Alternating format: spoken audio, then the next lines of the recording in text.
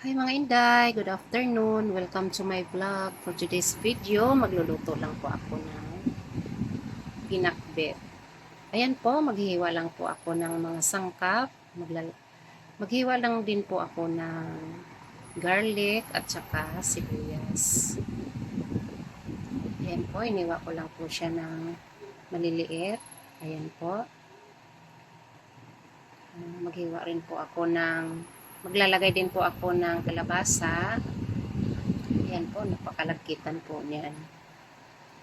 Iwain ko lang po siya ng medyo manipis para mabilis maluto. Tapos maglalagay din po ako ng okra at saka talong.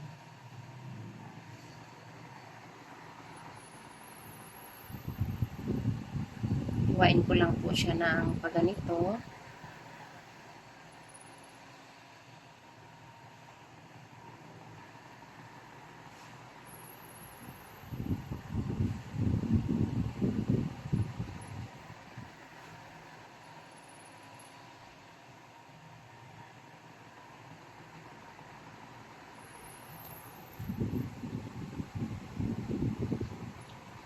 Ayan po, maglalagay din po ako ng sitaw. Medyo katamtaman lang po yung haba.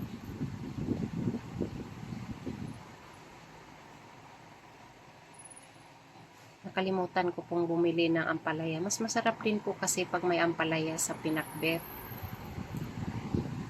Ayan, nakalimutan ko po siyang bilhan kanina. Pero okay lang po yan. Sarapan na lang natin sa pagtimpla. Ayan po ang aking mga sangkap. Ayan. Ayan po, magpapainit na po tayo ng ating kawali. Maglalagay lang po ako ng mantika.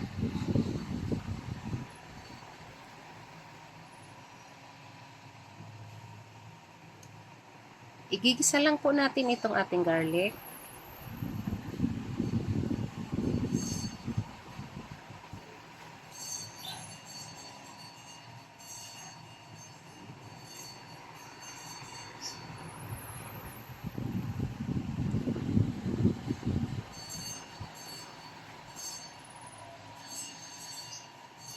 Yan.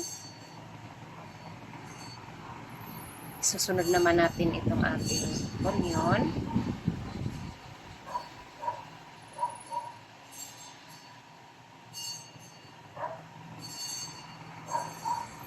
At next, yung hipon. Halo-haloin lang po natin.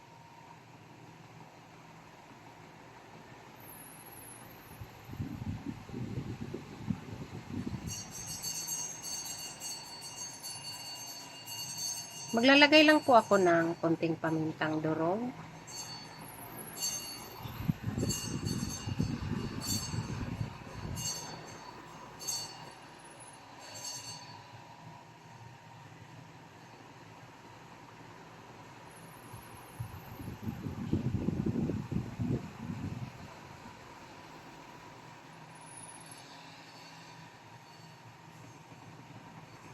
Isusunod ko naman po itong ating kalabasa.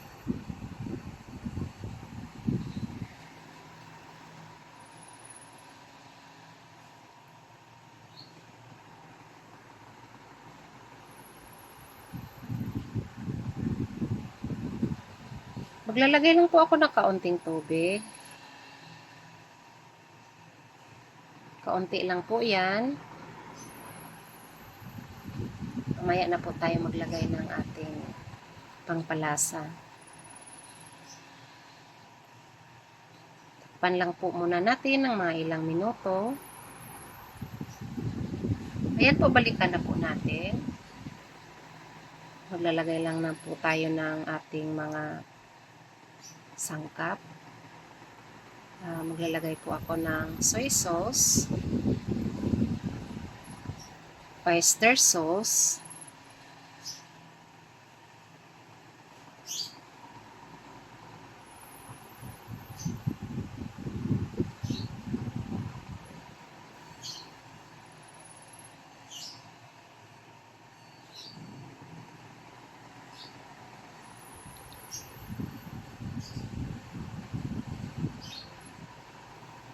Ilalagay ko na po itong sitaw. Ayan po.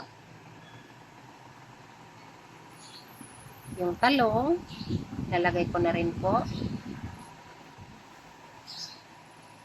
Pagsabay-sabayin ko na po yan, pati ang okra. Haluin lang natin.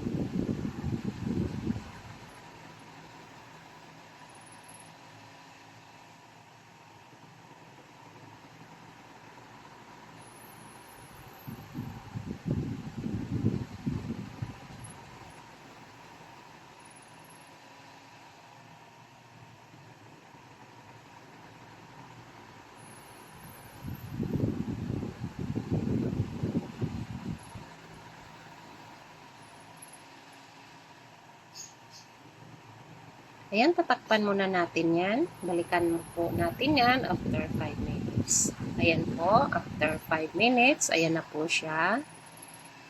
Medyo luto na po. Haluin lang po natin.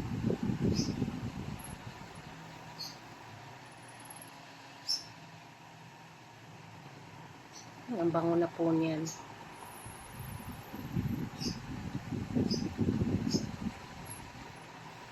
Tikman lang muna natin kung anong kulang. Ayan po, medyo matabang ng konti. Siguro mag-add pa po ako ng oyster sauce at saka kunting asin.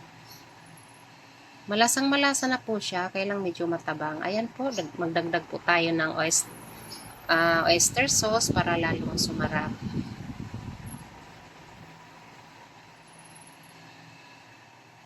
Kahit yan lang po ang ititimplan nyo, napakasarap na po niyan, napakalasa na po. Napakabango na. Paparami na naman ako ng kain nito pagka ganito ang ulam. Paborito ko po kasi itong pinakbet.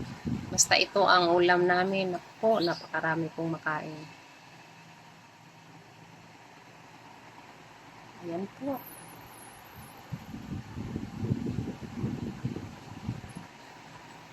Mag-a-add lang po ako ng kaunting asin kasi medyo matabang po ng konti. Ayan po, pwede na po natin yan. Maya po, pwede na po natin ilagay yan sa serving plate. Kasi luto na po yung gulay at saka okay na po yung timpla niya. Napakasarap na po. Ayan, lipat lang natin sa serving plate. Ayan na po, napakasarap po niya. Naku, mausok-usok pa po talaga. Napakarami pong makain ako nito mamaya.